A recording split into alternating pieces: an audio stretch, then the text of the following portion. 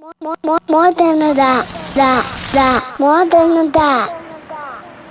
Disclaimer: this is not advice. More Than a Dad aims to provide support to men in fatherhood. When specific issues arrive, we hope to shed light and perspective on different experiences. We strive to acknowledge dads without minimizing mom's role in the household. More Than a Dad isn't exclusive, but rather inclusive in the best interest of the children. Now, let's dive in. Yo, Lou, Dre, man, just coming on here and just thank you guys for giving us the podcast More Than a Dad. You know, I had to wear the merch and I had to take this video in my youngest son's room. Just the podcast alone throughout the years have given me many insights just on your guys' personal experiences with both of you guys coming from households with older parents. It definitely gives you a different insight on how you're raising. And me now that I'm the older parent. I have a 2-year-old. I'm 42 years old. I had him at 40, and my oldest is in college now. So I can see both perspectives of being a younger parent and an older parent. I just want to thank you guys for everything. One of my best episodes that you guys did was one of the recent ones when you had, I think that was your producer or somebody was in there, and he was a white gentleman. He was like, man, I didn't know white kids got beat. I thought they was in timeout. That was one of the best, most funniest episodes that I had that I could recall. But just all the insight that you were able to do for More Than a Dad podcast and just the brand and everything, man, I salute you guys. You gave us the opportunity to hear different perspectives on what we have to go through as being a father in today's society, man. I salute you guys. Hopefully you transition to more different things and do better. And I don't know, man. I hate to see the show go, but I understand that some things do have to come to an end. Salute you guys, man. Thank you for everything you've done, and More Than Dad, man. You said represent. We're going to miss you guys. Thanks for all the great laughs, making my rides to work a lot better, and thanks for having me as a guest. You guys are the best. We're going to miss you. And I'm especially going to miss all those great stories about the SEPTA bus.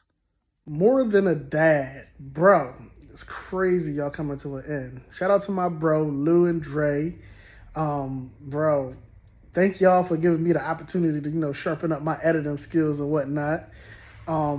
It's crazy. I would say my favorite question on the show is honestly the very beginning, bro. How was Dad's life? And my favorite quote from Dre is always, bro, Dad, life be lifing. Because life be lifing sometimes, bro. But I love that question because, we all do the same shit as dads, but we all got, crazy different experiences. And, just to hear everybody different stories, experiences, what they go through, how your kids just, thrive as individuals, whether they, little, big, about to be adults. It's just a crazy... it's a crazy journey as a dad, but just to hear everybody different experiences from that one question, bro, how's Dad's life, bro? That shit will forever be legendary. So shout out to More Than a Dad. Shout out to Lou, Dre, everybody, all the guests. Yo, fellas, congratulations. 4 years, going strong, hard work and dedication. Appreciate all the topics that make me think about parenting, fatherhood, and especially them story time. Lou, Dre, congratulations on 4 years of More Than a Dad podcast. In a time when people do not commit to things long term, you guys made a bunch of amazing content, had excellent conversations, and really embraced being more than dads. Not that you ever wanted to be anything other than dads, but you've always been more than dads to me. I appreciate episode 48. That's my favorite. I'm biased. I like talking with you guys about my own father and how he positively impacted my life, how he shaped me. And I loved talking about how I was going to be a foster father. 2 months into my foster care journey, I could say that I love being a dad. It is trying, it is testing, but it's everything that I ever expected and more. And so I appreciate you brothers for modeling that for me. And I hope that God blesses you in the next part of your journey. Stay well. Yo, Maul Wilson checking in, saying what's up and shouting out my boys from More Than a Dad podcast, Lou Mode, and me and the kid Dre, 30 for 30 earn, man. I just want to say thank you guys for all your efforts and everything you put in behind the scenes to make More Than a Dad a platform for fathers of all colors and guys, our peers, friends, and family to all come and get a couple laughs and also get some gems about fathering, parenthood, children, and, our times today. Each time I was a guest and I had the opportunity to come up there, it was always a pleasure sitting there between you guys and listening to just the conversations and the leveling up from my peers. As I say again, man, thank y'all. We appreciate you. We love you, man. And, it's always about being more than a dad. Talbert here. Shout out to More Than a Dad Podcast. Lou, Dre, keep doing your thing. Very proud of you guys. Congrats on, I think it's 4 years of success now. I appreciate you allowing me to be on the show. Also, I just wanted to say, as a dad, we appreciate the content you guys put out. It's just nice to see that, it's some other guys out here that, going through the same things that you're going through, and it's nice to hear another perspective. So I just want to say thank you. We appreciate you guys, and, congrats on all the success. What's going on, More Than a Dad Podcast? I want to thank you for the last 4 years for really putting on a great podcast, during the time in which you guys were producing these episodes. Me personally, I was going through a lot, and it really helped me get through a lot of the times that I was going through, that I felt like I was going through alone. And I really appreciate being able to hear like-minded men going through real life situations that were similar to mine. It really carried me through a lot of my very dark situations. And I want to thank you for everything that you guys have been doing. And it was definitely a great ride. Hopefully you guys can get back and come back in the future. But I thank y'all a lot for everything that y'all did, and I hope people seeing this that haven't seen any of the episodes, they go back and watch all of them, because I think there's a lot to learn and a lot that you can internalize just going through some of the things that a lot of men are going through. Thank you for the time, and peace. I will say that I enjoyed More Than a Dad podcast with Lou and Dre, because it's easy to give feedback from a mom's perspective, but it's rare that two dads get on a mic and really talk about life from a dad's perspective, and their lives be completely different but similar in some ways. And I think it's very refreshing for new fathers to share their experiences and their thoughts. And I appreciate you guys just giving us episodes and giving us great guests and allowing us to think with another view. Please do not delete the content, because I know there's dads that can help themselves by listening to one of those episodes. I love when you guys take real life subjects and have a discussion about it on the pod. From a male's perspective, from a dad's perspective, it's very refreshing to know how you guys think, or ways we can better think as moms and women. As another podcaster, I know it is not an easy thing to podcast and have two different schedules with a host. And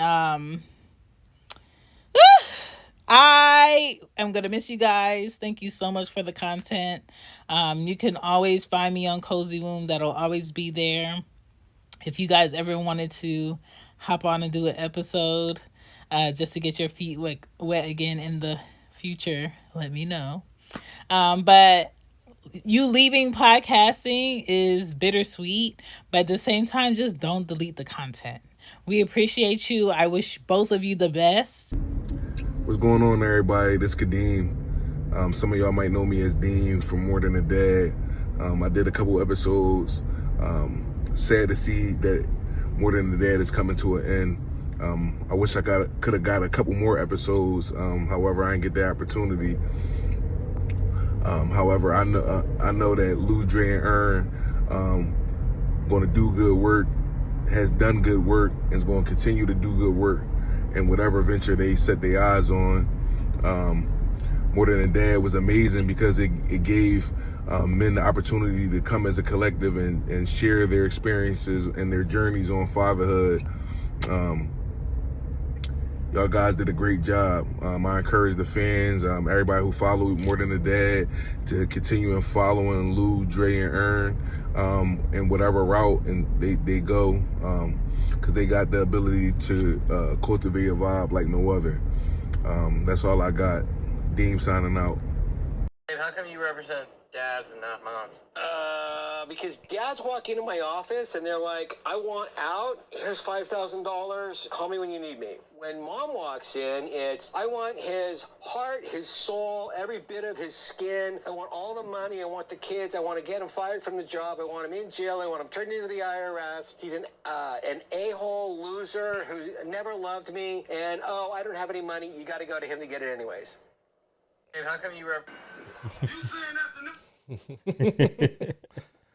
Welcome to More Than Dad Podcast. I'm your host, Lou Mobe. I'm joined by the coolest guy on earth, Dre Moore. What's good, y'all? Shout out my man, Rob, INR Studios. What up, what up, what up?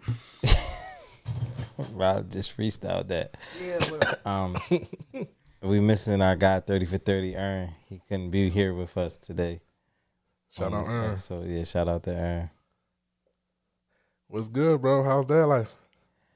That life is cool. That life is cool, bro. I feel like this. I was trying to figure out. I was all stuttering, trying to figure out something to not say, but yeah. So we haven't been here in a while. So it's been a few weeks since we dropped the episode. I know. In the meantime, I know I told y'all that Ash got like a new school, so he in a whole new program, and this is supposed to be better for him. And I'm not saying that it's not. I feel like he's making a lot of progress. But sometimes Ashton's ways, they manifest. No pun intended. And they show. So he was having an issue over apple juice. He wanted some apple juice, and they didn't have no apple juice. So he got all upset and started throwing stuff. He took a walkie-talkie from a teacher, threw it against the wall, broke it, all this stuff. All this stuff that led to him getting suspended for 2 days. So now we have to have a conversation about him and him being mad. So I'm like, well, why'd you do this? He's like, I was mad. I'm like, why? He's like, because they didn't have any they wouldn't give me no apple juice. I'm like, well, did they have apple juice? He was like, no. I'm like, so you did all that? Did you get the apple juice? It's like, no, because they didn't have it. So I'm like, yeah, you see how that was pointless? But in the process of that, I had decided that wasn't really going to be really hands-on with him to a certain extent. So I made him sit on the wall for like 3 hours. But so it's like he was sitting on the wall. And I'm like, like if you slide down the wall, like I'm just going to punch you. So what? Because like I'm kind of like over I haven't physically disciplined Ash in a really long time. And I'm just like, I don't really want to do that. Like, we getting up there in age. Like, I ain't about to be punching on kids and stuff, like, hurt my knuckles and all of that. So you're just going to hurt yourself. So he just sat on the wall. His body, he was shaking. His little body was all shaking. He was sweating. He was sweating. He was trying with all his might not to slide down the wall. But after this happened, we have had no incidents in school, yo. That sure worked. It worked. Yeah. Yo, nothing be working. Bro would be getting he would be getting physical situations. Was it difficult for you to do it? Like, was it hurting me while it was hurting him? Yeah. No. I was talking I'm just saying, at any point where you're like, man, should I let him give in, or you were on it? Nah, I was talking shit. Yeah. I was like, bro, we could do this all day, bro. We could do this every day. You want to keep tripping? You knew it was going to Yeah. work. Yeah. Because it's like he was to the point in time, like I told you, like he would like, all right, like I'll just take a beating just to get out of this. Like if I could go to bed after this, like I'll just take a beating. Like, nah, bro, you're not about to weasel out of this. Yeah, like, how do you compete with that? Yeah, because he like in his mind, like the beating gonna let how long you really like give your kids a beating? Like it'd be over fast. So he already realized like I could just get up out of this. Nah, bro. So then after he was doing the wall thing, we went from doing the wall thing to now lay on your back and put your arms and legs up in the air, bro. Burnt out. But what kind of punishment is this called? Corporal? It's like some military something. Yeah. But that's what they used to do to us. So like you just had to go old school. Like his fear, you gave him a new fear. Like he grew to not be fair about physical discipline. And now it's kind of like, I just don't want to be doing wall sits or push-ups to failure or... Yeah, you feel me? Bear crawls. We used to have to roll on the football field in college for punishment. That's what I'm saying. We used to have to roll, dog. You just got to get creative. Because even if now, if you slide down the wall, I'm going to pop you. And then you're going to sit back on the wall.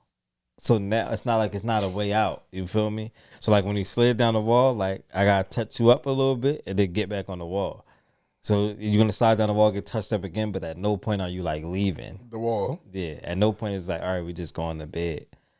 No, speaking of college though, I want to, do y'all know how terrible it feels when you have to roll 100 yards? Bro, I've never done that. Is it something that you would think of as being hard to do? Yes. Oh, you think it's hard to do? Like. Bro, first of all, when you talk about rolling over, I just think about like spinning in a circle, like I'm going to get dizzy at some point. Now you want me to do that? Do you think it's hard to do physically, like on your body? Is it something that would like, if I was to say you got to do 100 sprints or you got to do 100 bear crawls, you automatically think what? What kind of fear is that? Like this shit about to be hard as shit, right? So if somebody was to be like, yo, you about to roll 200 yards, I'm going to make you roll. Did you still feel like in your head, yo, this shit about to be hard as shit? It doesn't sound as hard. Yeah, that's what I'm trying to get to. It don't sound hard, no. Yeah. It don't sound hard, but it don't sound appealing to me. Right. But it don't sound hard. But if somebody told you that was going to be a consequence or something, you'd be like, I roll over bear crawling. Bear crawling, 20 yards of bear crawling, all them. Yeah. It's probably one of the worst things you can do. But anyway, shout out Rock and my man Tom Beasley. But they used to shout out Tom Beasley. Freshman year, they were late for everything. Like everything. All the meals, all the study halls, all the practice, walkthroughs, film, lifts. These boys was late for every lift. Sirianni, DK, they used to be on their ass, bro. And then the punishment, like Kaniki and them, they all, they was all on the Eagle staff, but like, they would make them roll on the field after practice for being late.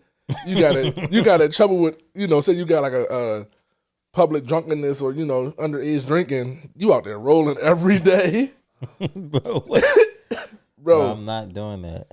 You just to be off the tee. Ask Royale. Royale, like the coach he is today, shout out Rock from Winners Division. But he got a lot of them punishments at the practice, bro. Yeah, bro. Can you what? The Rock story, what about him tipping on the young boy at the game? I never told y'all that? I think he told me that. No. Oh, you went to the Reed game. Yeah. All right, go. Yeah. At the Reed game. Yeah. So, like, Rock be on the sideline. He mad cool. Shout out to my guy, Rock. He mad cool on the sideline. He chill. He ain't really making too much. So I'm at the game. They winning. They winning. They up. They winning. And one particular player, he got called for holding twice. So he did something. He got called for holding. And then like a couple plays later, he got called for holding again. And Rock just go on the sideline. He like, yo, they keep calling you for holding. He like, yeah, but I'm not holding. He like, man, I don't give a fuck. Do something different. Because whatever you're doing, he like, whatever you're doing ain't working. He like, whatever you're doing, they keep calling this. So do something else. I said, yo, what, bro? Yo, he just like, but he didn't get called for holding again after the different was working? Yeah, he was like, yo, he didn't even like have no instruction. He just was like, whatever you're doing, stop doing that. He was like, yo, do something different. He was so teed though, and they was winning. I'm like, yo. So at that point, you cost it us 20 yards. At that point, yo, anything. He was burnt. I'd rather you just get beat. Like, if this is you trying hard, don't try hard at all.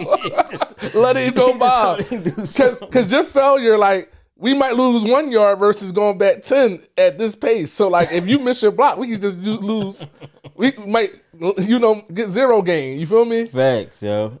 Your failure is making us go this way. You know, I was funny because like Rock don't get teed for real, not at all, right? And when it like him, it just made me think of you, bro. Because like I can see you. Because like that's like a Luke John, like bro, like what?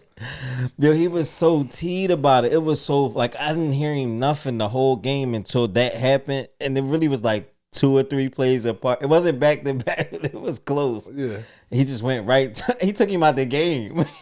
He brought him to the side. He's like subbed him out and got with him. Just right. Bro, he subbed him out the game, yo. Like as soon as the second flag flew, he just like, yo,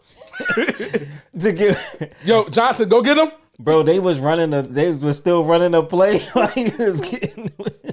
It wasn't even like a timeout. Like he brought him over to get with him and then sent him back. But like yeah, you out this play, dog. He back, bro. Yeah, oh my God, yo, it was hilarious, dog. A random divots to some football, but yeah, my how's that life for me, man? I wanted to tell a quick story here. So Manny got kids school just started a month or so ago. Kids got new book bag, lunch boxes, water bottles, stuff like that, all brand new, right? Right. And like it's only been like a few weeks of school, so Manny had been like leaving a book bag at school one day, leaving the water bottle one day, leaving the lunchbox one day. So now in the first 6 weeks, mom is teed. Right. Yeah. She teed like, yo, so she one time he left his lunchbox at home, she gave him one of her flower lunchboxes.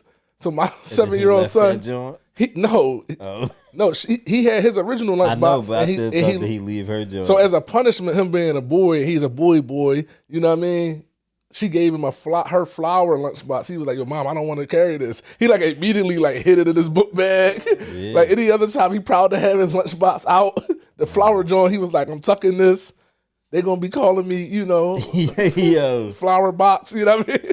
Yeah, so that's like a side story to the story. So one day in the recent weeks, he lost the water bottle.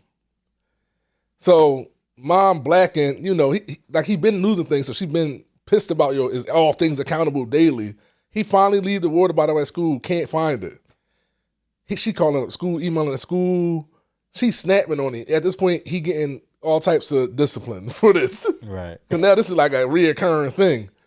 And so like that happened on like a Tuesday. Still can't find it.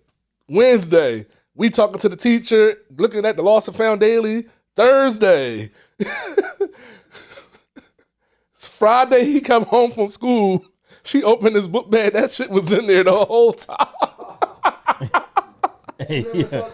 Bro, he never looked in his book bag. This shit was in his book bag. In one of the departments, imagine getting blacked on by your mom and your pops. Every day. Every day for like 4 days. You got the teacher, the principal involved. So how he was doing his work if he never went in the bag? So the bag got 3 zippers. It's different. 3 different little compartments.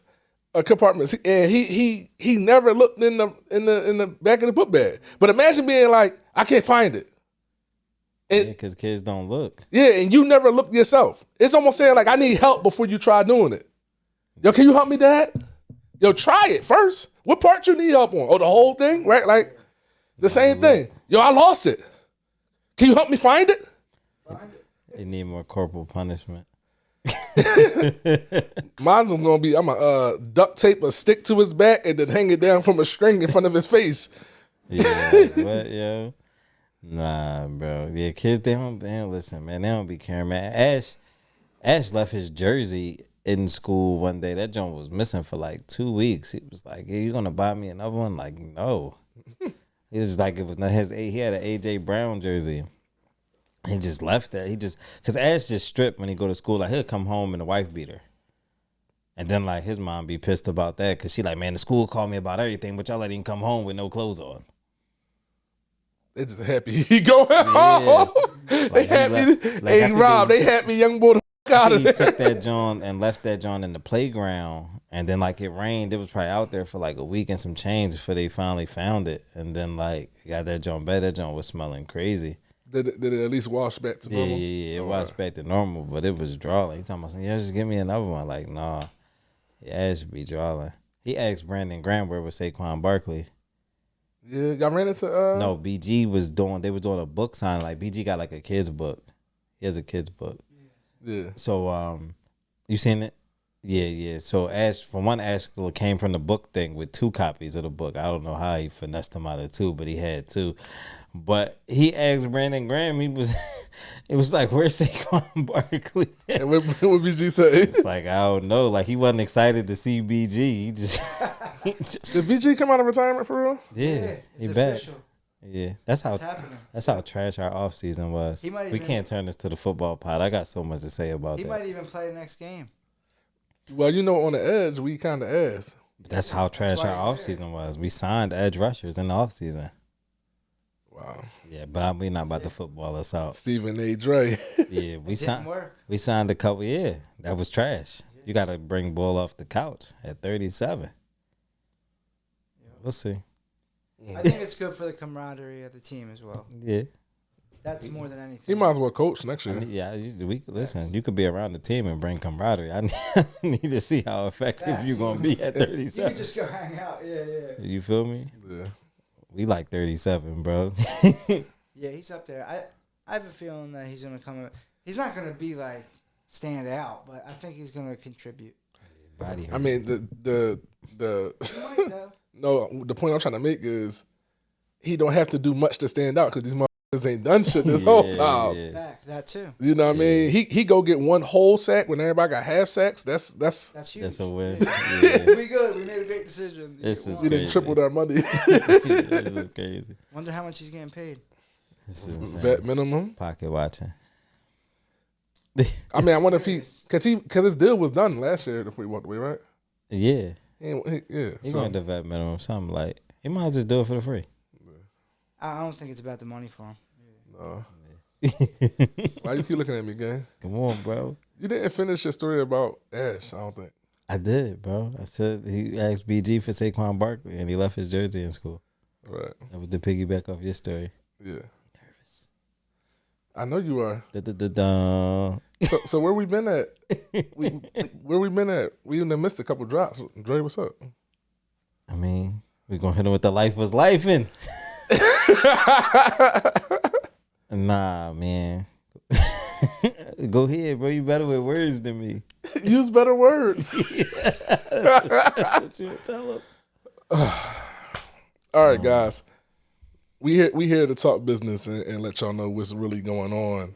Yeah. With the pod and the infrequent releases as late. Absolutely. So over the last few weeks, we were discussing the future of the podcast. And Dre gonna tell y'all what we discussed. Dre gonna tell y'all. Yo, he's a clown. Yeah, it's a little bit of a bittersweet moment for us. So me and Lou been sitting with this for a few weeks now. So I know it'll be new to y'all. It's still bittersweet to us. But, after 4 years, our pod will be coming to an end. This is our last episode. And we feel like we owe that to y'all as fans and listeners and supporters. And y'all been here with us for the past 4 years, through the ups, through the downs, through the breaks, through the depressed, through the undepressed, through the good times, the bad times, through it all. So we are here today recording this episode for y'all. And to celebrate More Than a Dad. Celebrate y'all for supporting us. Absolutely. Yeah, so over the last couple weeks, I have been calling Dre and just asking him, man, like I don't want to not be consistent with the show and not put up our same quality. Things is pulling us in life separate ways, and I don't want to lose the quality and the consistency y'all can expect to hear from us. And that's what made me feel like it was the perfect time to maybe close this chapter of our lives and stop doing the show. And it was like a real hard decision. That's what led to us missing one recording session, which one episode didn't drop. It was like that reality, and then us even agreeing about it was like sad. It's like this is our baby. It's our baby, This right? So this is something that has been a part of our lives for the past 4 years, consistent, like in our conversation, in our day to day, in our outside world, running to people. It's been a part of our lives. I told you I had ran into somebody that was like, we was just talking about being a dad and like having to change your schedules, like to do the dad thing. Like, because we more than a dad. I'm like, bro, you gonna say this to me, Mike, right? This was like 2 days after me and you had the conversation. Right. Man. Like, but I mean, like, but we always to be more than a dad. You feel me? Like, the pod has been a part of our lives, but it don't really define us as more than a dad. More than a dad is what we do every day.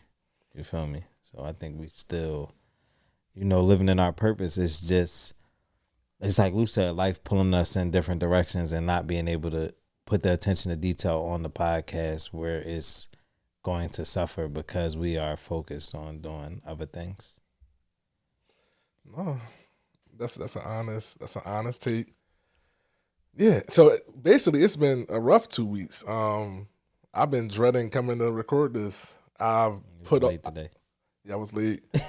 I was putting off like what we gonna talk about, and do we want people to come and like, give their experience of More Than a Dad on the final episode, and like that's unlike me. That's how emotion and like stressful this decision was to let this go. The show, the people, like you said, people who hit you up, the mailman, the dads at my daycare, the people that I come in contact with, and I'm wearing the More Than a Dad hoodies and stuff that we have. All of it, even people that are like coworkers or old teammates and stuff like that, randomly. Y'all guys are hilarious. Y'all saying things we wish we could say. We think just like y'all. And it's a whole thing. It's a whole experience. It's a whole feeling. Like, I think a lot of y'all read the phrase More Than a Dad, and y'all identified immediately with it. Mm-hmm. It happened to be me and Dre delivering that phrase in this platform to y'all.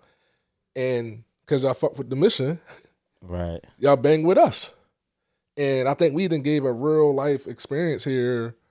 It's not a talk show in terms of like we're just talking about news and current events. We give y'all us in the show. Thanks. So when people see me, they asking me real life questions. Lou, like, how you doing? Well, how was mom? Or how's Osa? Is Osa better now? I remember she had the thing. These are things that people are saying to me that don't necessarily call and talk to me, but because they listen. Right. They know us. They know our kids. Yeah. It's a fact. So what I was basically trying to get to was that this has, when you see the More Than Dad on a shirt or a hoodie, or when you've seen it, you like, oh, I'm that. It's a lifestyle thing. And that was always what was supposed to be what this was about. So when you say, though we're not entertaining and having a show, that they can listen to, we still modeling the behavior. We still living the lifestyle. Yeah. We're still gonna have merch. Probably still have that merch. We're still gonna have merch. Somebody asked me about some merch the other day. Merch ain't going nowhere, bro. We'll still have merch. The brand is still, like you said, it's a lifestyle. So that'll still be around for sure. I think they're like individual entities. You feel me? Like I think the More Than a Dad name and brand sells itself separate from the pod. You feel me? Yep. Like it's not like it's not a brand that's attached to something as much as you would see like a Rockefeller logo on something. Like it's definitely attached to the music. Like the Rockefeller logo is cool because of who it's attached to. Yep. You feel me? Versus like More Than a Dad itself, it stands alone. You feel me? Whether it's attached to the pod or not the pod. Like it's gonna be cool on the shirt regardless. Yeah. I always told you it was named correctly. Yeah. For sure. Yeah, man. So some of y'all have known that for at least 2 weeks now. Some of our closest listeners. I did make some phone calls. So shout outs to all the people who we talked to. Yeah, I had people that found out today that didn't know about it and they was blindsided. Really? And they were upset. They were upset. They actually told me to add you to a group chat so they could curse you out. Curse me out? 1,000%. This is my fault. I mean, yeah. It's my yeah, this is my fault. Nah. I already got cursed out. You just didn't. It's not your fault. So I have to.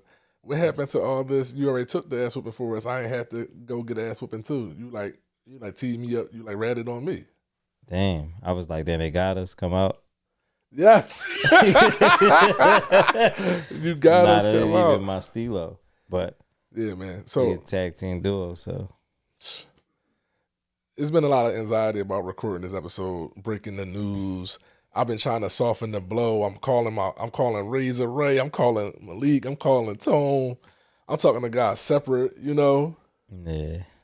I'm texting people on the side trying to give them a heads up, you know. It's tough, man. My man Jim, like.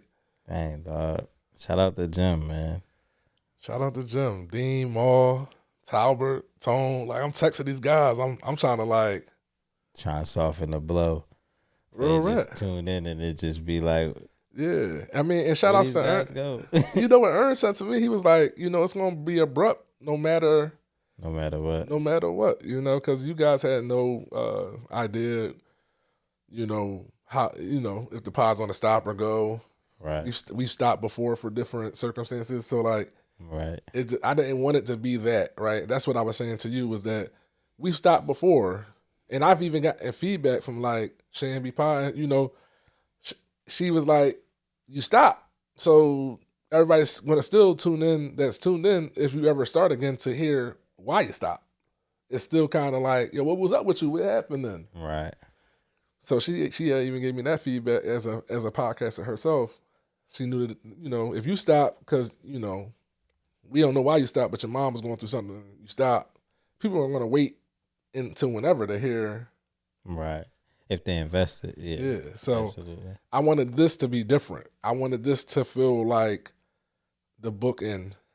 I keep telling this, it's the love letter to ListenerWorld. You feel me? Right. And the big thank you. I wanted this to be different. That like we had this conversation, or we addressed y'all, or announced this.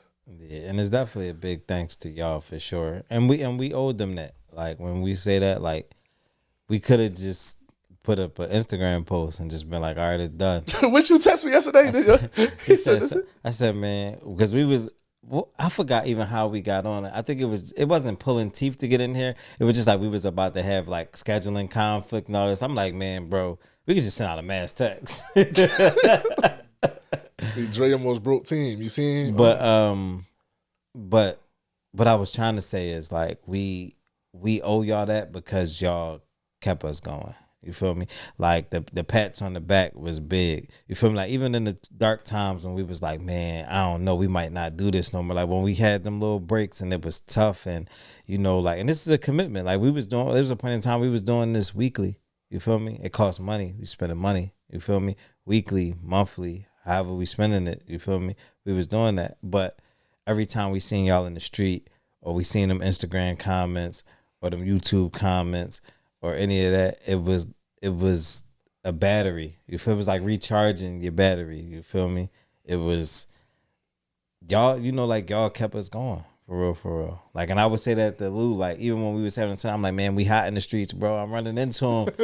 They saying with a pie that they looking for us, man. Or people just saying I love the show, or just, you know, like I said, just the little things, man. Like people stopping you and people recognizing you from the pod, and like, all right, we doing a little something, we moving and shaking, and we just owed y'all this conversation for real, to be honest, in this way, in this platform. You feel me? It's deeper than just the mass text, the Instagram post. You said that. I wanted to touch on that a little bit, man. I think over the course of More Than a Dad, we started with Iron On Studios with Rob. And then we went to Rec Philly. Then we went to your crib, your apartment. Facts. Then my house. Right. And then we took a long break, and then we ended up back here with Rob. Facts. Full circle. Yeah, man. And like and Jay was saying, every time that we like restarted or went to a new location, it was like fresh legs. It was like a new jolt of energy of like, oh, we back, or it looked new. It felt different. It felt, and that would give us a little boost of energy, you know. But yeah, it's been a serious commitment, like you said, a financial commitment, a time commitment, and the more people we got involved, the more scheduling became an issue, right? You know, trying to keep 4 or 5 providing men, right, to have a mutual day just to get in here for 2 or 3 hours and just crank it out. You feel me? Like, yeah, facts. You know, everybody's chasing a dollar. Everybody's trying to provide for these kids. You know, we more than a dad, right? So, that started to become a lot tougher than just me and you showing up and booking a time and. Yeah, it was all of that's different, man. Like when we get into like just the podcast stuff of it, like, and people don't understand that behind the scenes, like it was a learning curve the whole time. You feel me? Like Rob was easy in the beginning because like we come in, Rob just set everything up. We spoiled Rob. Rob had us spoiled. Yeah, so you're talking about when you guys first came originally? Yeah, when we first came. Yeah. Rob had the whole setup, everything out. Mm-hmm. You feel me? Yeah, I was always try to keep the set ready to go. Yeah, shout out to you, Rob, and your professionalism. In that beginning integration, I want to shout out my brother. I want to shout out my brother Lamont. I want to shout out J.O. I want to shout out all the guys that came out to model the More Than a Dad clothing, the hoodies we had at the time. Andy, Rory, Rock, my man Devin LeBeau from Westchester. Damon? No. R.I.P. Mr. Thomas was there. You know, like, it was a lot of people who... Mr. Thomas passed? Yes, bro. I don't think I knew that. Yeah. So, yeah, so I just want to shout out everybody. Sasha coming here, all the interviews in that integration when we first was here with Rob. So shout out to Cree, Ricky. It's gonna be way too many people. You about to I'm not gonna go through every guest, but that first integration when we first was here, when the first pod started, like AJ. Episode 1 through. Shout out AJ. Thank you, AJ. Really appreciated them. We used to drag AJ out in the night for the free $99, bro, just to get him McDonald's or something. AJ recorded a whole episode with half me cut out the fucking when I had the tip on. Can you imagine being a host of a show and you got somebody volunteering their time to come help you, and then the help be, I was recording this whole time, but like you're not really in the shot. You're not really in the shot. Rob don't even know that. You know, and Rob has no knowledge of that. Yeah, because I didn't shoot then. I was just setting up the space. No, this was after. That was at Rec. That was at Rec Philly. We have footage of me. I don't even know if we still got the footage. We have footage of me tipping on him about it. Because he was like, out of nowhere, he just was like, we definitely recorded for like an hour. And he was like, yeah, Lou, you're not really in the camera. I'm like, what you mean? And then Lou kind of leaned over. He like, well, now you're in the camera. Oh so then he's like, I'm like, is he in the camera or is he not in the camera? like directly. Like I need to know. He like, well, he's in the camera now, but he wasn't in the camera. Like, well, what you was sitting there looking at? Was that on set? You guys released that video where you do that? No, I think we did. I'm just a half. He got like half my body. Yeah, we did. That video is out, but not the video. Our conversation isn't on there. That's somewhere in the archives. And that's just having. How you not look at it? I mean, but him just being a young boy. But he's young. He was young. But you gotta think like he was still in high school at the time. When we was just picking him up in the middle of the night, like asking his grandma, is it cool if I just drag your grandson to the pod? Right. At whatever time. Yeah, just taking the Garnet Valley. Yeah. And just bring him back whenever. Or bring him downtown. Or feed him, yeah. Facts. I didn't work. We just fed him. Fed him, yeah. Yeah, it's a little bro. Talked to him the other day. He hit me up a year ago talking about something. He fish and all that. He caught a snakehead or something. I'm like, yeah, we gotta go fishing, young. Yeah. I never know.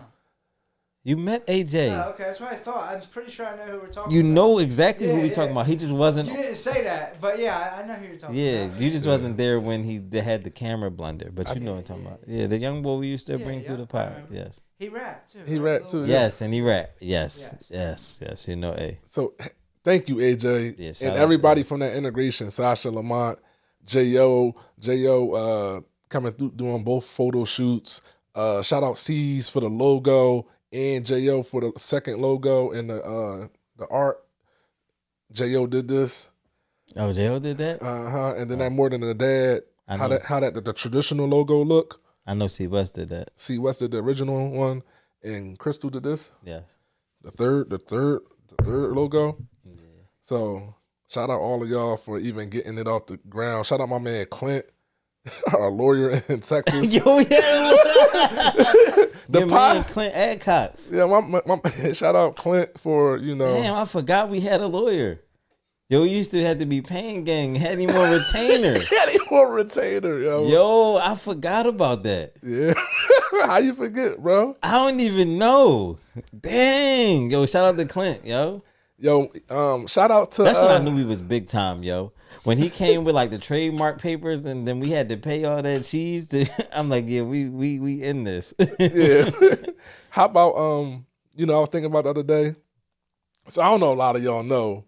This time of year, 4 years ago, because this is like our 4-year anniversary, guys. This is the season. And at this time, I'm doing all that stuff, right? When you create something, you getting domain names, you securing Instagram names, you getting Gmail accounts, you going to secure this thing you starting, right? Right. In the beginning, I'm like, yo, I think I want another show. Because I was trying to create another show in this time. But I always tell people I thought I'm more than dad first before I did Into the Boundary.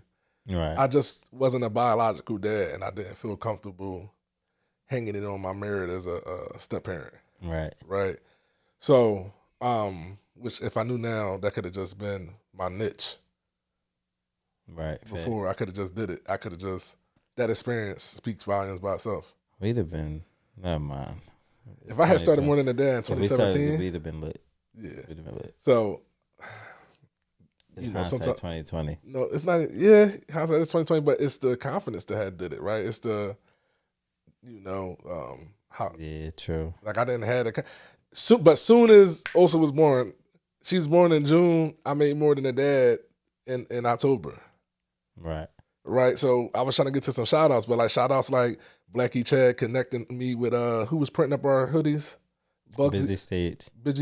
I don't even think they're open anymore. Shout out Busy Stage for printing up our first 3-4 batches of hoodies. Thanks. Bro, this is how much you have to lean on faith sometimes. And I don't think I've ever told this story. I took one of my credit cards and I went down Busy Stage and I paid for my first batch of 36 hoodies on the credit card. I remember it was like $600 for like 30 hoodies. And like learning the hoodie business and like, yo, how many I'm going to get, sell them from what, how much I'm going to make, to just get my 600 back. And I learned that skill in 1 week. Because in 2 weeks I had sold out of the 36 and then I had re-up again. Right. So I went through 3 re-ups because like my initial our initial cost to start this whole thing was made after I profited from selling the hoodies in the very beginning. Right. Yeah, the selling the hoodies was just what started the pot. Right. So that got us to pay for at least 4 sessions of studio time with Rob. Mm-hmm. It paid for a photo shoot for the hoodies. It paid for a photo shoot for us in INR Studios with Jo. It paid for a MacBook Air. It paid for SD cards, all the little gimbals and cameras that we had started with. But I had sold 3 and 4 batches of hoodies for this cost. It got us our first installment with the lawyer. Like, it's some things like the money went far when people talk all this entrepreneurship, and this is really just our creative, like the pod still costs us hundreds of dollars a month. Now. And I ain't selling I ain't selling a quarter of what we were selling before with the hoodies and stuff. So my point is the money had went far, but it was because of that initial support. So I want to say thank you to everybody that I still see wear their black with white logo More Than a Dad hoodies. Yeah. Like some of them original sweatshirts we had. So Yeah, I ran into Chris. He said he need another hoodie. you see what I'm saying? So like Alb asked me, yo, can you do an Army fatigue one? Can you do like I would love to wear this. He got a biker club. I would love to wear this as a fatigue under my boom boom boom. So we'll get you that. But like it's all them guys, man. All of them Royale friends, all the college friends. I never forget Mike Wells calling me. I ain't talked to Mike Wells since I've been left IUP. He called me, yo, I need 3. I need one for me, my dad, my uncle, me, my brother, Randy in the DMV did the same thing. Guys calling me. I done sent hoodies to Utah, Colorado. Shout out Joe Tonga and Sam. Who else is out there? Sam Tullius, ST the Ghost. I done sent hoodies as far as California and all the way down to Miami. So I was shipping. I was moving hoodies. Yeah, facts. You know what I mean? Sending a bunch to Pittsburgh. People. I remember Ray asked me, "Yo, can you sign my hoodie?" He bought a hoodie and then asked me to sign it. I was like, "Yo, that's crazy. I never signed anything outside of playing college football. You sign all the footballs for the charities, but like as a team, not like as Lou." Right. Right. But I was just, I just wanted to share that sometimes when you're out here creating and making your own thing, that's what you do. Like it was an impulse. Like, yo, I'm gonna put this $600 charge on my personal card. You feel me? On faith. And then it was that initial support of like, I think we sold just 100 hoodies in like 2 months. Right? And I'm talking like out the trunk of my car before we even really had the made to order type of Jones. Right, yeah, facts. This was all like just trunk of my car and bins and boxes. Yeah, just size 2X. Just gotta have what you got on you. Somebody hit me up. I need a navy 2X, and I'm just like, man, I only got black. Like, right. So I just want to thank all them people, man, that out the trunk. And give you confidence that if you want to start something, don't always think of, I ain't got it. Like, I ain't have $1,000 to buy 60 hoodies from the jump, but I did 30. Right. Like, sometimes don't impossible yourself out. Like, putting these high standards. Rob, I'm sure at some point in time when you was trying to build a studio, I can't buy all the equipment at once, but it started with one machine. One machine, one microphone. One machine, one microphone, one beat maker. You know what I mean? It started. It's all stages, man. So I just want to give confidence back to the people who want to start their own thing, who probably still thinking like, I want a food truck. Man, it might just start with 2 deep outside fryers. Right. Yo, come get your fried fish platters every Friday and Saturday. I'm in front of the park. It might have just started like that, but in your head, I ain't got $20,000 for a food truck. Right. But I got the $600 for the two outside deep fryers. Yeah, you might figure it out. I mean, that's why I said everything was step by step. You feel me? Like, everything was a learning curve for us. Like, even after we left Rob and we went to Rec Philly, I don't really got nobody to shout out at Rec Philly, but to each his own. Yeah, shout out. Yeah, we definitely link with To Each His Own pod. I would kind of, in my mind, I've separated them from Rec Philly, even though we met them at Rec Philly. How about that? Yeah. But they're like their own entity in my mind. You feel me? Mm-hmm. Plus the IUP connection and all of that. But yeah, like even down there, like just having to learn the equipment, and you feel me, like. That really was like our first experience before we really was like buying equipment to use ourselves. It was like you get there and you just go to the equipment locker. You get it. It was a difference from us just coming in with Rob. Rob got the camera set up. He got the Rodecaster already hooked up. The microphones hooked up. Like, no, you got to go check out these camera stands and check out these lights that that we already had, and check out these cameras and check all this stuff out from the equipment locker, and then like having to learn in the functionality of it because the last person just left it on whatever settings they had it on. So now you got to get the settings figured out. Yeah, I remember them days, and I appreciate y'all rocking with us through them days. We had blue video and gray video, too bright video where you look all burnt up, and like instead of just disappointing y'all and like this is putting it out, just putting it out anyway. Some of them days where it was bad audio or somebody got construction going on outside during our record time. Yeah, that too. Like, and then just having to book blocks. So like you got to be in here from this block to that, and it costs credits, and like they only might have like I could call Rob pretty much whenever, and like Rob will figure it out for us. We appreciate that, Rob, too. That's a luxury. But this thing, you know, like we remember like one time we forgot the book and you just missed the spot. You feel me? Like it ain't no opening another spot. Like you literally would have to. We was booking a month out. Like if you didn't book a month out, like you wasn't gonna get your spot. Like it was crazy, man. Like I said, like we just had to figure it out on our own. Like you get the cameras. I'm like, man, these Jones ain't the same. Nobody under the bus. But yeah, it was a different experience. But us going through that gave us the like once we seen how the operation was running, it was like, oh, we could do this. Like we could do this at the crib. You feel me? Like if this what you need and the cameras and set this up, like we could get the. Remember you used to come to my crib with the lights. Mm-hmm. Like you feel me? Like then when we got to my crib, it was like, oh, we got the camera. Well, was we still shooting? Were we shooting on the phone then? Or we hadn't started shooting off the phone yet? I don't know. We shut off the phone for a while. We shut off the gimbal for a while. We shut off the Canon. But right, yeah, we had the camera Mm-hmm. that was shout out to AJ Long. Mm-hmm. When AJ gave us the camera, we were shooting off the camera. Yep. And shout out Damir. Dag Mirzi. Shout out Damir.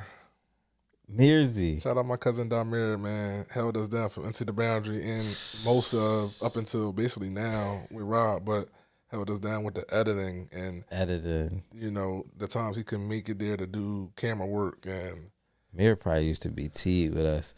Yo, yeah. Mir, yo, you know why I love Mir, yo? Because Mir is one of the most mild-mannered people that you will ever meet. And he's like the polar opposite to Lou, yo. Yeah.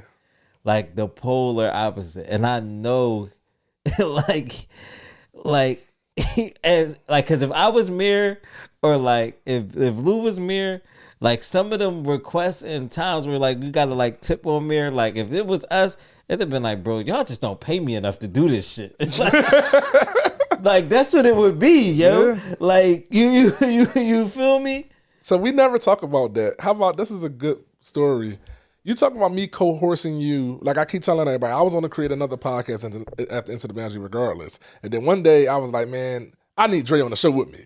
Right. Like, because I had loved our one-on-one interviews on Into the Boundary when we got to just work with each other and not just do behind the scenes, but like you sitting here with me. And I was like, man, that's what made me think of them recaps and reunions and stuff that we did of that show, because I wanted to get the experience of like running a show with you. And then one day I just like, man, I'm gonna just ask him to do more than a dad, bro. I'm gonna just ask him. Right. And it's crazy. You like, man, all right, I guess I'll do it. Right. Yeah. But nobody talks about I had to co-horse Mir.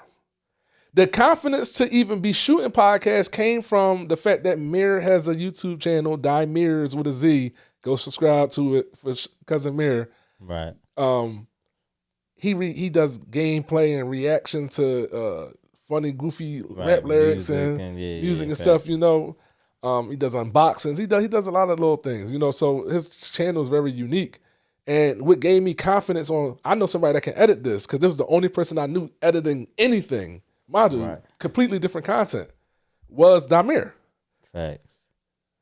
Right? So I had to co-horse Mir to like, yo, do this. And in the beginning, it was really primarily free. And we were borrowing all the same equipment he was using to use his YouTube channels. Rashad Into the Boundary on a camcorder at some point. I don't even know they still make those. Yeah, we definitely was shooting that joint on the camcorder, bro. You know what I'm saying? So shout outs to that, and me co-horsing you to be a host, but me co-horsing Mir to be like, yo, you're gonna be the person that edits and you know, directs this show in the very beginning. Yeah, facts. Yeah. Just like yeah, Bro. and it just be like late nights, like calling Mir, like Mir, this shit ain't right. It ain't right, yo. You didn't take out this, bro. They can hear me talking crazy, like Right, and it's like I just know, like if that was anybody but Mir, and that's why I wanted to say shout out to Mir and just appreciate Mir for that, because if it was anybody but Mir, bro would have just been like, man, fuck that. Yeah. You feel me? Like this is over. Like I'm cool, guys. No, shout out you, cuz. I appreciate you. yeah. This ain't possible without Mir. Yeah, facts. So thank you, Mir, for all the.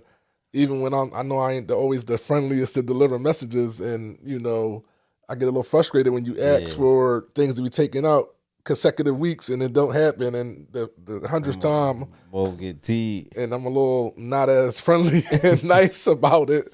I love you, cuz, and More Than a Dad thanks you and appreciates you for all your contributions, man. For probably the first, I don't know, 100 episodes. No, maybe like 80-something episodes. Facts. Yeah, shout out to Mir. Mir got us the IUP, man, and all that. Yeah, Mir would go with us to IUP during our speaking engagements and record in the background, put together videos and footage for us. Yeah, take pictures. Shout out. He was our driver, almost killed us on the E-way, choking on the Skittle. Facts, almost killed us, man. He hit I just kept hearing this coughing, bro. Like, I wake up, you sleep still, wake up. Bro, you cool? Yeah, I was just choking on the Skittle, bro. I said, bro, don't eat the candy no more, bro. Rest of the ride. And at one point, man, he must have forgot the GPS, wasn't paying attention, man. We veered on the exit real hard. I like hit my head to the door. Woke up like, damn, like Mir hit the exit doing like 80. He didn't even slow down. One of the joints that do a loop, bro. One of the joints. I hit the loop joint. I'm like, bro, what, bro? Tokyo drifted and shit. Yeah, shout out to Mir though, dog. Mir held us down. Appreciate that. I had one thing before I forget. All right, go ahead. Bro, do you remember like SD card storage and like I don't know if you ever got this feedback. People always say, yo, is there a time limit of the show? And like in multiple integrations, we were like a 30-minute show, an hour show. And we was restricted by equipment. A lot. Real. Yeah, a lot. And somebody asked me why. And I had to tell people that like the show can easily be 3 hours. I said, but experience of shooting a pod, anything over an hour and a half, 2 hours, just too hard to move off and on and off SD cards for editing and uploading purposes. So like, you know, that was a part of my reason on why sometimes it felt like a time limit, guys. Y'all are 100% right. And maybe in some integrations, maybe at my crib or at other time, got a little bit long-winded and was able to have a longer show. But sometimes we was going in to shoot more than one show at a time. Sometimes we was going into get in and out because now we in the studio, we at Rob's, we only blocked out Rob's certain amount of hours, right? So at some point or another, if y'all felt that, we felt that. And I don't think that's something that we always could hide or we hit well. Yeah, that's why we got better when we just got to your crib. I feel like that's when we got to like our zenith with it because we wasn't on the time constriction. We was recording weekly. Remember, we was going down shooting 4 episodes in one day. Yeah. So down we getting a half hour. We getting in and out of topics. We got to be mindful, jump around. We can't expound. And then we got right. Then we got to your crib. It was like, man, we coming here every week. You know, we gonna shoot. What we shoot and we dropping this week. It's like, all right, cool. You feel me? So like, yeah, no, I definitely feel that. Like equipment was crazy, man. The equipment would die. The chargers would be messed up. We had corrupted SD cards, record a whole hour and a half podcast, SD card corrupt. Like, y'all don't know, That's man. learning. That's all learning. We all been there. Yeah, behind the scenes, it was like, It's rough at first. Yeah, it was murky, man. Like, man, the cameras would die. Remember we had that? It was like, yo, we gotta be mindful because we got to a point where like me and Lou, we didn't have somebody sitting behind the camera all the time. Ooh, like, talk about it. It was just us. So we had set the camera up and now we go sitting in the chair, we talking, and you got to be mindful of the clock because that camera just died. Ain't nobody behind the camera to do nothing. And some cameras only record for 20 minutes, half an And hour. we had that. Cameras would go to sleep. Remember, Jones would go to sleep. And then it was just like... Y'all potting, bro. Yeah. Like they don't really understand that equipment thing. But before I lose my other thought that I was about to say, what you made me think of, which is probably gonna get a little deep, but whatever. We here. Last days. When Lou was talking about the delayed laugh, I finally caught the joke. Last days. Fried. When Lou was talking about concourse me to do the pod and coming to me to do the pod, and like we don't never talk about this, but like my reservations about it. Like, you feel me? Like, Lou was like, yeah, we just gonna have a dad show. And I'm like, yeah, bro, I don't really know. Like, you feel me? Like, what we gonna talk about? Like, just being a dad and like at this time in my life, I wasn't as secure as I am today in my fatherhood. Ooh, you feel me? Talk about it. So it's like, do I really want to put that on display for the world, for it to be judged, for it to be critiqued? Like, I never been a bad dad, but I'm also not a perfect dad. You feel me? So it's like, I'm not an absent dad, but I know it's areas of where I could improve upon, where it was like, you're going to be sitting up here giving advice to dads, and like, I'm going to have to answer to that to somebody. You feel me? Namely, in a way, it makes you like kind of look in the mirror as a dad. Absolutely. By starting the show, it's like, I ain't going to be a model for this and me not do it, right? That's messed up. Absolutely. But I also just think I was just growing and maturing. You feel me? Like a human. But it's like, like you got to answer to that at some point. Like, and we don't even speak to the times of like I might have a conversation with one of my baby moms, and it's like, you doing this dad show, but like I don't feel like you carrying it the way you should be carrying it, because that's perception too. You feel me? It's like, I'm the dad that I am. I'm the best version of the dad that I could be. It may not be the dad that you think I'm supposed to be, or the dad you want me to be, but I'm me. So it's always the two sides to it. And it was just like I said, like it's a difference. Like, you could be present and not be super active. You feel me? So like just like Rob said, it kind of put me in like evaluation mode, like evaluating how I'm doing things. Like, yeah, I could just be in here every day. Like, I see my kids every day, they cool. Like, but is you really in the meetings? Is you really taking the schools? You doing pickups? Is you doing drop offs? Like, is you just in and out? Because like we be working. So like now I'm just in and out the house. I see you. Oh, good night, son. Cause you feel me? But I'm working. Versus like, we've really taken the time out to really do this dad thing. And I guess like going through like us doing this, it allowed me to open up about my fatherhood. And then it really just let me see like, no, you really one of those. Like, you feel me? Like, you really are what you say you are. You feel me? So it was just like having that confidence in how I'm carrying it, and understanding like it ain't perfect. It's not going to be perfect. And I think I was looking for perfection in the beginning. Like, if I'm going to sit up here and talk about me being a dad, then like I got to be perfect. It has to be perfect, because how we going to sit up here and be the experts on it? But then us going through the process, like, man, we ain't the experts. You feel me? Wasn't the expert as a parent, wasn't an expert media podcast recording person, wasn't an expert social media handler, wasn't an expert editor. All this stuff we learned in front of y'all. All the covers, until we knew people to pay to do the stuff, that's all us. Yeah. Putting some of them videos together for clips and stuff, that's all us. That's, that learning curve, of learning to be a podcaster, let alone, like you said, evaluating your how you are as a dad and a father, me as a husband, additionally. I feel all them same things. And you know how I feel about trying to be perfect. And I think we gave them the real. Like, my point of even chiming in. Right, and that's what my point of even chiming in was, I hope you don't feel like you was this imposter and then no, I think you were always transparent with like things you could be better at. I think that's another benefit of the show that makes us relatable. Some dads are going through the same things. I only see my kids on the weekend. How can I make an impact? I don't feel like I'm blah.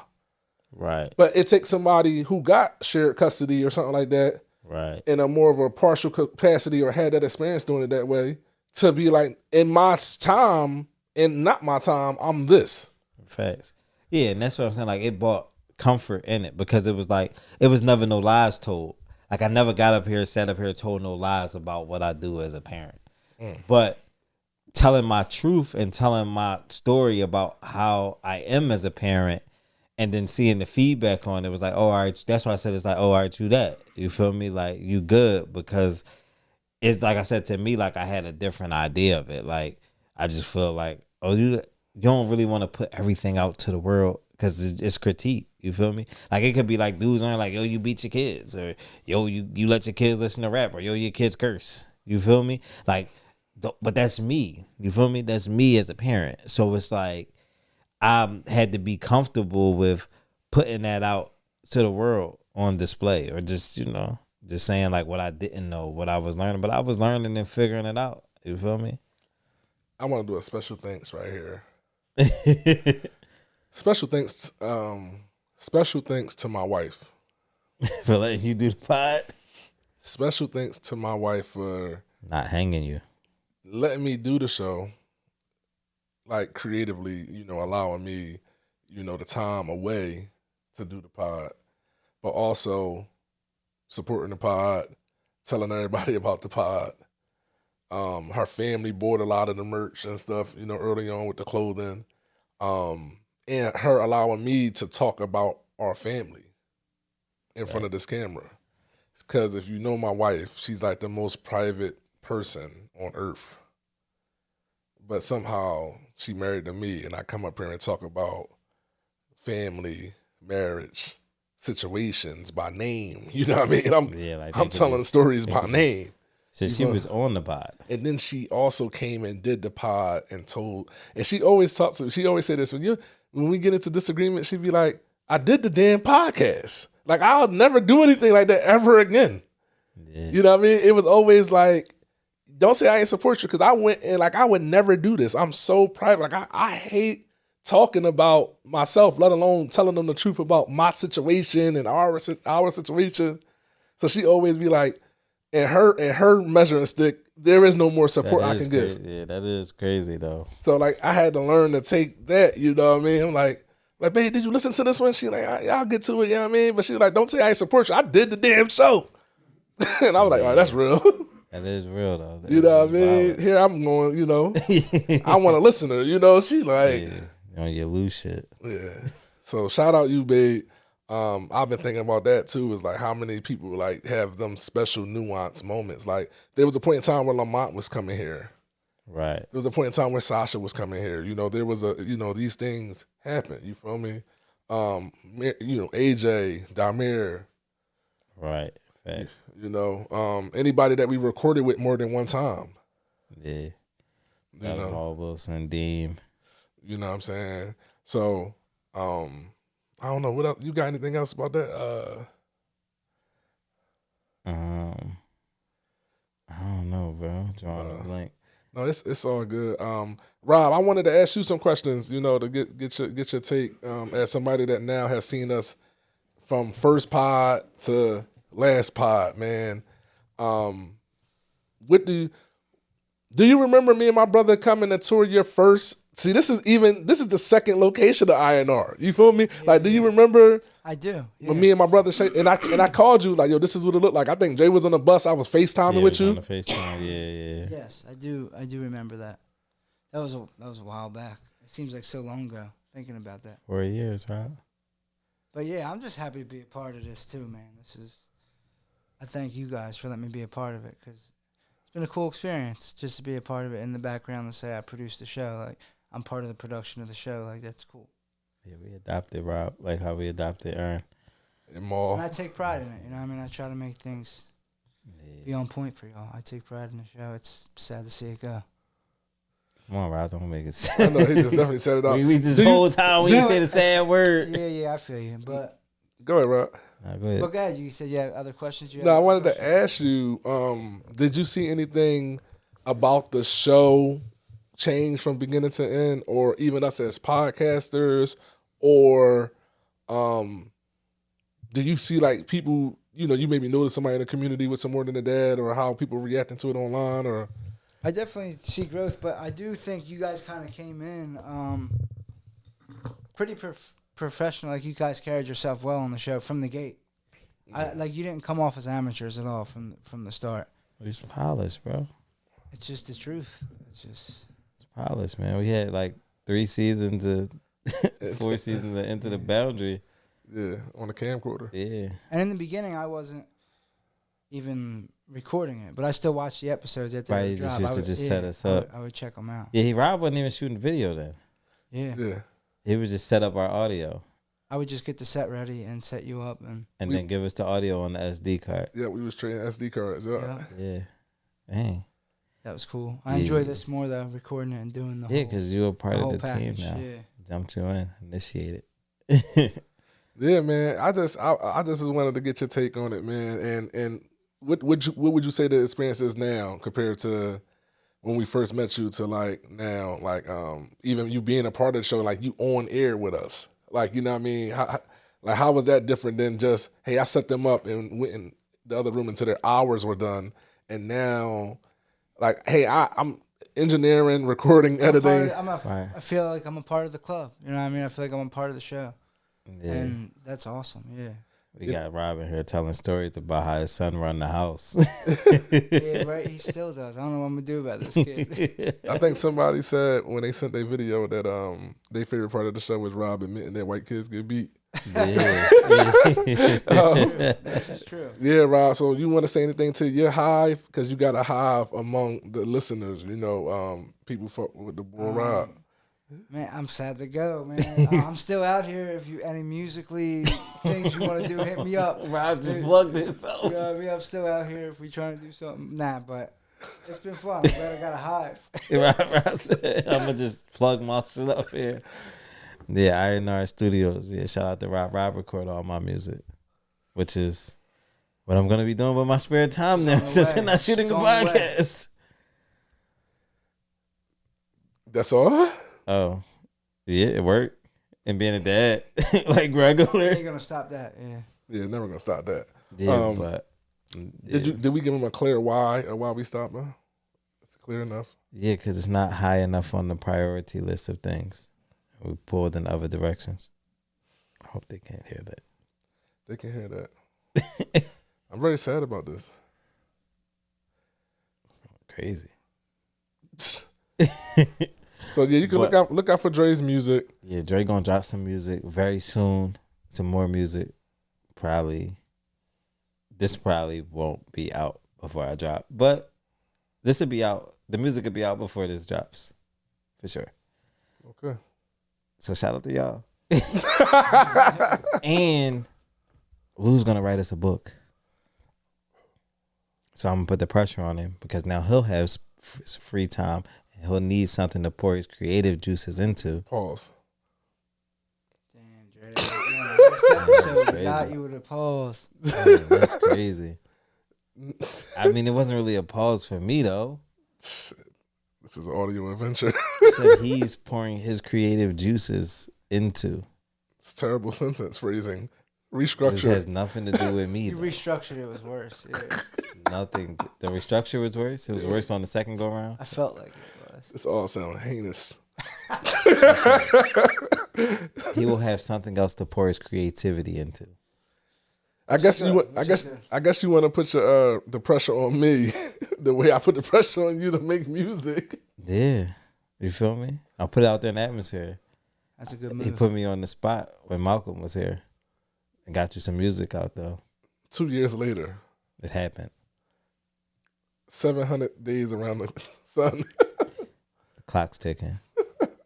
Try to pivot it. Don't try to pass it back to me. No, it's not ping pong. All right. So yes, I am gonna. Yes, I always tell people I'm a storyteller. I used to write poems and stories when I was younger, and I always wanted to be an author. So I want to tell stories. I just haven't figured out what medium I'm going to do, but Dre's telling me just go ahead and write your fiction novels and tell your stories and build your characters and your worlds. About the porch, like you told me. So I hope to have books for y'all to purchase or support. Stop acting like words I can't use on here. Like a. So just go ahead and do it, bro. All right. So I read Lou writing is great. Don't let him downplay it, downsell it. It's great. Yeah, I definitely want to write fiction books, maybe like science fiction, horror. I want to write stuff like that. Yeah. Maybe a little bit of fantasy, a little bit of action. It'll be around. So I'll let y'all know when Lou Mode, the writer. Yeah, services. Yes, sir. But in the meantime, you can find us on our personal pages. The Kid Manifest is still going to be here. The More Than a Dad page is still going to be here. I think we might I was just about to ask that. The page will still be available. Episodes will still be there for people to see. Yeah, everything will still be up. We actually might just post stuff on the page. Won't be no podcast, but You're still the influence of fatherhood. Some fatherhood. It might just be a regular dad page, but yeah, we just get your dad page and good. come get your merch. You feel me? Okay. Maybe every once in a while you guys get on there and talk to the camera for a minute. Maybe we don't want to lose you completely. Say hello. Rob trying to get us to go live. Hey, what's up, guys? We still out here being dads. This week, little minis. Look at Rob. Look at Rob. I'm just... If Rob will edit the videos, we'll do it. Yo, man, listen, man. And we're back. The pod is like when your kid is holding onto your leg and you trying to walk away. And you don't let go. Before you know, it's like, why are we not even just doing the real thing? Yeah. Rob gonna try to now Rob's trying to coerce us. Facts. This is crazy. No, also, all of y'all that know I fish, I have a fishing page called Real and Feast. Mm-hmm. It is the official Lou Mode fishing club in the Philadelphia area where I will be planning and organizing fishing trips that we can all go to, because everybody's like, man, where do you fish? Where do you go? And I've been fished in California, Miami, Massachusetts, Jersey, of course, right? I done been on this, some deep sea fishing. People always ask me. So maybe it'll be trips for 4 or 5 people, 6 people on some private charters, or maybe I can just book a whole party boat, which will maybe be, 40 to 50 people I can take. So I want to start organizing for the fishing club an annual fishing trip where we go with a particular boat every year to catch X, Y, Z type of fish. Absolutely. Also, might be doing some fish fries and platters and stuff over there too. So Real and Feast Fishing Club. Check us out. Real and Feast. Absolutely. And just don't, we still, like I said, it's still More Than a Dad, bro. So even though we're not shooting the pod, it's other stuff that we can do. Yeah. It's things that we've talked about as far as just being active in the community, getting dads together, doing stuff. All of those things are still in play. That's what's not clear about this. We're retiring the podcast. Yeah, we're not the movement. Yeah. We're still here to support the podcast entity of it. Will not exist anymore. Right, but we look forward to more things. Yes. All right. Look at Rob. But we still More Than a Dad. So don't get it twisted. We're not leaving y'all in that way. Y'all are hilarious. Don't get it twisted. It's crazy. Sound like we had this shit. Y'all got me messed up. No, facts. So yeah, with me, books and the fishing club. Dre got the music. Rob still in business, engineering music, rehearsal space. Yeah. What else you do, Rob? Still keeping shooting videos. Shoot videos, podcasts, record anything, make great music, produce great music. Produce creative. By the way, the music. So did anybody realize over the last 20 episodes or whatever it's been, Rob adding the music? The closing music. The closing music on the episode. Who is that? Who is it? Yeah. It's just like free music you can post up that you're not going to get no flags about. Where did you find it? It's just within the program that I edit with. Oh. Why, we hate it? No, at first I just thought some of it was cool, right? I just was trying to figure out. I just kind of listen to it until I hear something that I feel fits, and then I just was trying to figure out if they was your beats. I thought about doing that plenty of times, but usually I'm like, I thought you was just gonna promo yourself on the end of our joint.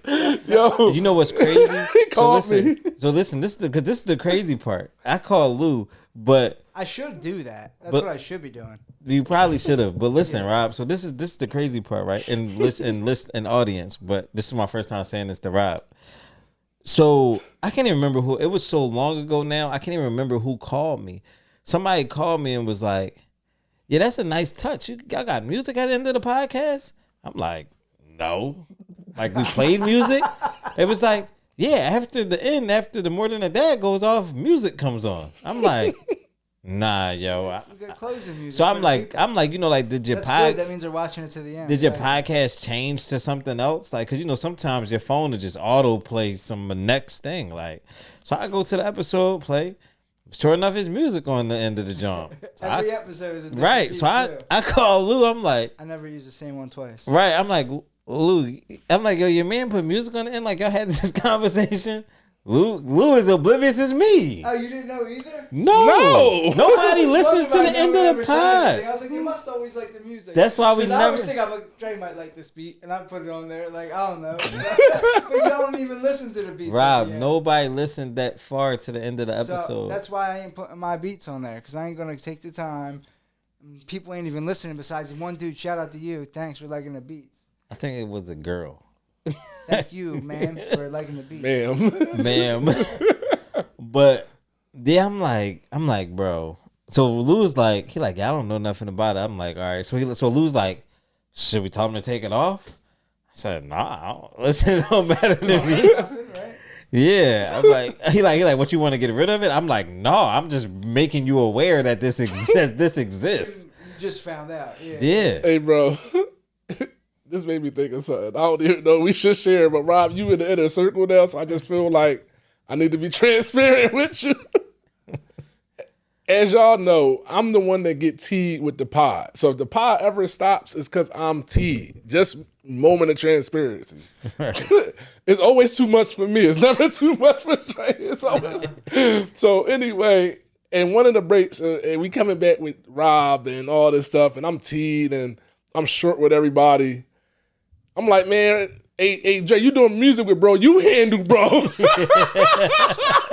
And what was it? I forgot what did he do? He didn't do anything, but it was just like the concept of like, I'm not paying Rob. I'm not booking with Rob. You going to do all the communication with Rob? Because I was so overwhelmed. It was something that happened, though. I was so overwhelmed, I can't even remember what it was. Rob didn't even do anything to me personally. It was just...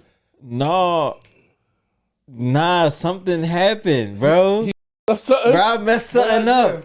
I can't even remember what it was. It was early in the beginning. They hold me to a high standard here. Yes. Did Rob miss a date? Did he not put something out? Did something not get dropped? I don't know. Was it one of the days where he like lost count of what week we was on to drop? And what about, and guess what? It dropped right in time, right? Remember the one time when I just found out and I was like, damn, I'll get it done. Yeah, it was. And it came out at 11:50. Something, dog. It was something. Rob did something. Like, that's your man. From now on, it's your responsibility to talk to Rob. What did I do? I can't even remember, Rob. I'm not even. But that's how the conversation went. I was just short. It ain't even. We've dealt with worse, so just know that. Yeah, it wasn't nothing crazy. It wasn't something crazy. It was just like. Well, I'm never doing this pod again for y'all. Yes, you are. But it was saying that on the last episode. I was kidding. Wild. That's why I said it. No, but I remember like just being. I remember where I was when you said it, though. That's the crazy part. I can't remember. It was something that happened, bro. I forgot to block a curse. Yo, you know what he did? I remember. And your manager found out? No. Or your. That's not the time though. But that has happened. That happened recently. That was like 3 episodes ago, man. What happened, bro? Don't forget. Forgot to edit something. Hold up. Lou said he remembered. All right, so in the beginning, our very first episode back, if anybody remembers, on Trashy Parenting, right? The first 10 minutes was like the camera audio. But I told y'all about that. You did tell us about it, but as soon as I left, I was like, here go that shit, Dre. I said, that's your fucking man. You handling. Because I ain't dealing with that shit. He was mad. Yeah. That's... It wasn't even that bad. It didn't sound too bad. Rob was like, I forgot to press record for my PTSD kicked in. But it was, but Rob, you know what it was? It was bro, we was 10 minutes in, you could have just told us, and then we could have just went back and redid it. See, but the reason I knew I still had audio recorded, I didn't want to stop the momentum of the first episode like that. I would have rather not do that. Episode 1. So he's like, yo, from now on, You talk to Rob. That shit, man. Because your man Dre would do this shit. It 2 weeks of handling you, he'll go, yo, did you talk to Rob? Like, no, bro, it's your thing. That's his thing. I'm pretty easy to talk to for the people. It's not like That's my guy. Who's a little over-exaggerated. Anything that you hand Dre, it's like, yo, I'm gonna cut the clips up. I'm gonna do that shit for like 2 weeks, bro. And by the third week, that shit is the worst part of this shit. Yeah. By 3 weeks, I'm gonna be like, yo, did you do that, yo? This is what he like, does. I'm just gonna ask him. Like, I'm not even like, and it's like a get ahead of it type thing. Like, when I think of it, like, it's not like I'm gonna sit here and wait for Lou to ask me. So when I think of it and I'm like, all right, I know I was supposed to do this, I didn't really do this, I'm gonna just ask, bro. Like, yo, you talked to Rob, yo? Like, yeah, just to sit. Like, before, like, he asked me, did I talk to Rob? I'm just like, yo, did you talk to Rob? Like, puts it on him, like, oh, okay. Now y'all can see why everything fall on my shoulders and I feel how I feel. You see what my man be doing to me? I love him, though. That's my guy. I tell Dre, can you handle this relationship with Rob? Can you make sure we're booked to come? I got this, though. By the third week, Lou, did you schedule it, Lou? I did good this time, though, bro. I did a lot of the booking. Yeah, Dre did good. I did good, bro. I got your man Ern on right. point, dog. I finessed and made him talk on the phone a couple of times, even when he wasn't. I did good, bro. Let's talk about Ern. Shout out Ern. I know Ern's not here. Shout out to Ern. Ern, thank you for being one, a great friend and somebody who always listen and support my my audio inventions, my audio creations. And you know, and checking, you know, I think that's what got this to even get to the point where you are actually a off-camera host. But him listening and being in tune with the pod, hey, this was a good one. I didn't like this on this one. His feedback helped make the show a lot of what it is. Yeah. In terms of us picking segments and like structure of the show. So your impact even before you became a guest, a reoccurring guest, and to the point where we like, man, we just want you on every show that we record. A lot of that had to do with the fact that I can trust that, one, you listen, and two, you gonna keep it a buck if it's trash. I really like this one. This was a really good one. Right, and he's familiar. He listened to podcasts too, so Yeah, it's like so good to have. So I know we probably did over 120 episodes. I know Ern listened to every episode. Facts. Every episode, and that's going through 2 different platforms for me. So I really appreciate that. Yeah, Into the Boundary. Oh yeah, facts. You know, him helping out Into the Boundary, and that's kind of like what you want with somebody like they are invested in it, and then that's the person that you want to ask to be a part of it because they care about it as much as you do. You know, whether they are part of it or not a part of it. So I want to thank you for that part of it, and also obviously when you came on the show. Now, once you got on the show, I didn't realize how different we were, and it made for great content. Y'all became ops. In every episode, you know, of late, us having our clashes and stuff, I think it made for great content. And we different men and different people, and I think that helped. You know, even I always thought me and your contrast was well, like me coming into fatherhood as a step parent, you coming in as a teen dad. We had some contrast there. I'm married, you're not married, you know. Whatever. So spare you the other details. He even added a different contrast between me and you, right, and him, right? You know, so I think that became an advantage of the show. Absolutely. And I want to thank him for that integration of showing up to be a guest when we was recording out of your apartment to becoming a regular at the basement at my crib, right. And then coming back here at INR with us. So and being a big part of us getting. He was another one of them batteries that got us to restart when we got here. Yeah. Because he was putting the pressure on us like, oh, where the pod at? What's up? You mean? Mm-hmm. And we was low energy about it. So, absolutely. Yeah. Shout out to Aaron. And that's a thing I think we should talk about in itself is like, we gloss over it, but like you started the show, the press, COVID, right. Money off. Right. And my shit. dad died early in this joint. My dad died in 21. Yeah, just lost your we pop. We had just started. Right, so that's how you started.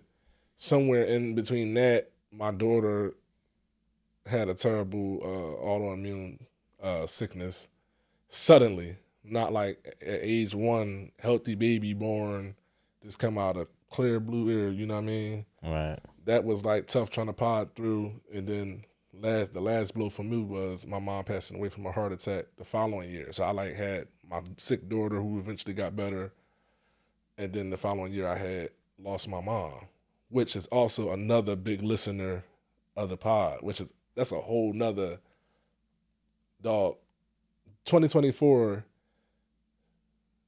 I said, Mom, I think I know what I want for my birthday. And she was like, what? I was like, I want you to do more than a dad. I want you to shoot the pod. I don't think I've ever said that here. Nah, I never heard it. But, you get to an age, like your mom probably don't buy you but so much for Christmas. It's nothing like when you was a kid, right? So my mom good to just, give you a card with $150 in it or something, you know what I mean? Just get whatever you want, right? And that's great for this big age. But I was like, I'm just basically telling her, like, I don't even want the card. Like, yo, come shoot the show. Right. Talk about you becoming a mother, talk about my dad, so on and so on. And, my mom passed in May. Right. My birthday in July. But I had asked her in 2024, I was like, because she would tell me, like, I'll be driving my mom to her little appointments and stuff, and I'll be playing, like, the Joe Budden podcast. And, like, her understanding the difference between radio and podcast, she'll be like, yo, y'all sound just like them. Right. I remember playing Earn Your Leisure. She was like, that sound like you and Dre.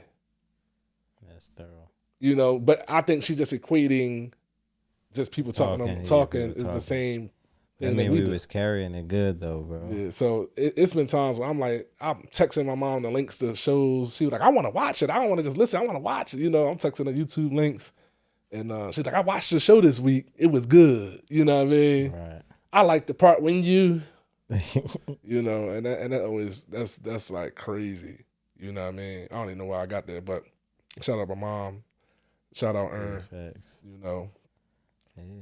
My train of thoughts are just, going. Really sad to see the pod go, bro. Now he said. I am.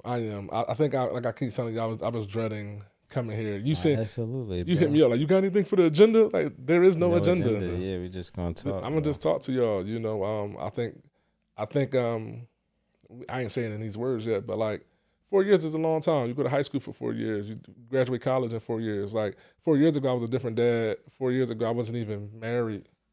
I might have just got married when we started the show. So I'm like 4 years into marriage now. Mm-hmm. Right? I ain't even the same husband. I've been at my job almost 5 years. I was new when I started, right? My point of just bringing up what happens in 4 years is I don't feel like we cheated the process of like, let's do this real quick and see what happened. Let's give it 3 months. So let's give it, I think we roll with this. This became a part of our identity. People associate this with us. People associated this form of it with us as well, not just a hoodie or a logo, but that dad podcast in Philly, the More Than a Dad ones, yeah. People associated that with us. So in 4 years, like, I'm not selling y'all on something that I did for 10 months. Facts. Selling something that I did for 4 years that wasn't like some quick thing for me.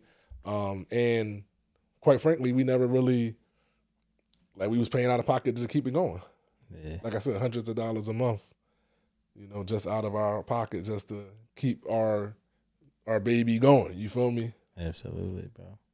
So I don't think we cheated it, and I don't want to cheat it, and that's why I feel like if we're being pulled in different directions, it's falling down on lower priority. Cats is working more. Y'all know, y'all dads out there and parents out there, the world costs more. Guys need to work more. Guys have more than one job. Like even scheduling with Rob. Rob's coming from another job to open up his personal business. Fact. Right? So it's just becoming hard to get all 4 or 5 of us on the same schedule to shoot the pod, man. And we don't want to cheat the product. Absolutely. And I want to say thank you for everybody that ever scrolled our page, liked something, shared something, subscribed, put a hoodie, bought a hoodie, shared the show with a new dad. Because I think we even figured that out on the fly. Like we might have been 90 episodes in until I realized I was like, yo, our show for new dads, bro. Right. You remember like the realization of like, we ain't teaching fatherhood. We just relatable dads, and we kind of want to build community. You know, and I always felt like that would benefit not somebody that's already 55 years old, but maybe somebody that's just getting introduced, 25 years old. You know what I mean? That, hey, this is how it can look. Hey, you're not the only one that feel like that. And that's a lot of the feedback we've always gotten. You know, so y'all could probably still share them episodes with Absolutely. the people. They're going to be here forever. They're going to be here, you know, so you can share the episodes with a newer dad that, hey, these guys, you know, made fatherhood look like this. Thanks. Okay. No, that was great, bro. That was great. Yeah, we appreciate y'all. Just say thanks. Can't say until next time. Catch us in traffic. Be around. Thank you. Thank you. We appreciate all of y'all. Absolutely.